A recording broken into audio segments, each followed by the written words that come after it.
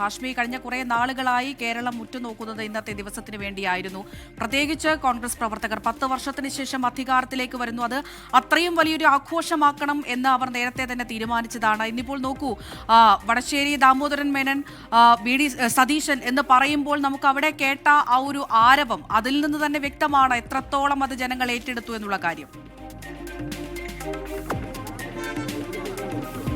ഉറപ്പായും അനുജ ആവേശം ഏറ്റെടുത്ത ഒരു ജനാവലിയെ നമ്മൾ കണ്ടത്. രാവിലെ ചെറു അരിവുകളായി വന്നൊരു മനുഷ്യ മഹാസമുദ്രം ഈ തിരുവനന്തപുരം സെൻട്രൽ സ്റ്റേഡിയത്തിൽ നമ്മൾ കണ്ടു. ഇപ്പോഴും അവർ പോയി തീർന്നിട്ടില്ല. ഇപ്പോഴും അവർ ഇവിടെ ഇറങ്ങി. ഇപ്പോൾ സത്യപ്രതിജ്ഞ ചടങ്ങ് കഴിഞ്ഞിട്ട് ഏതാണ്ട് 20 മിനിറ്റോളം ആവുന്നുണ്ട്. ഇപ്പോഴും ആരും പോയി തീർന്നിട്ടില്ല. അത്രയധികം ആളുകളുണ്ടായിരുന്നു. ഓരോ മന്ത്രിമാരായി ഇറങ്ങി. അവിടെ ഈ പറഞ്ഞ വടശ്ശേരി ദാമോദരൻ മകൻ സതീശൻ എന്ന വീഡിയോയുടെ സത്യപ്രതിജ്ഞാ വാചകം ഉയരുമ്പോഴേക്ക് വലിയ കരഘോഷം, വലിയ ആവേശം ഉണ്ടായി.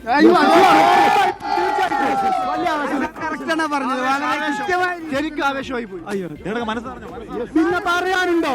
100,000% ടീം UDF അടിപൊളി.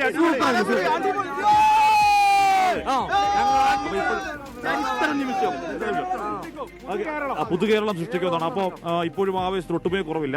മന്ത്രിമാർക്ക് ഇവിടുന്ന് പോയി പുതുകേരളം സൃഷ്ടിക്കുന്നതാണ്. നമുക്ക് എന്തായാലും വരും ദിവസങ്ങളിൽ ആ സർക്കാരിന്റെ പ്രവർത്തനം കൊണ്ട് വിലയിരുത്തേണ്ടതാണ്. പക്ഷേ വലിയ പ്രതീക്ഷ ഉറപ്പുണ്ട്. ഇവിടെ 10 വർഷവും 15 വർഷവും ഭരണത്തുടർച്ച എന്നൊക്കെ പറയുന്നവരൊക്കെ ഉണ്ട്. ലോക് ഭവനിലേക്ക് പോയിരിക്കുന്നു. ഓക്കെ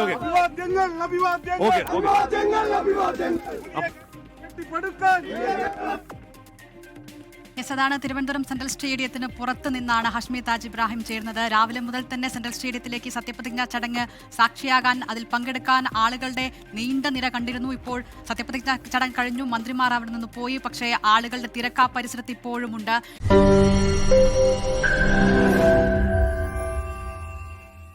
ലോകത്തെവിടെയായാലും ഏത് സമയത്തും 24 വാർത്തകളും ഓഗ്മെന്റഡ് റിയാലിറ്റി പാക്കേജുകളും എക്സ്പ്ലെയിനറുകളും വിശദമായി കാണാൻ ഞങ്ങളുടെ യൂട്യൂബ് ചാനൽ നിങ്ങൾക്ക് സബ്സ്ക്രൈബ് ചെയ്യാം.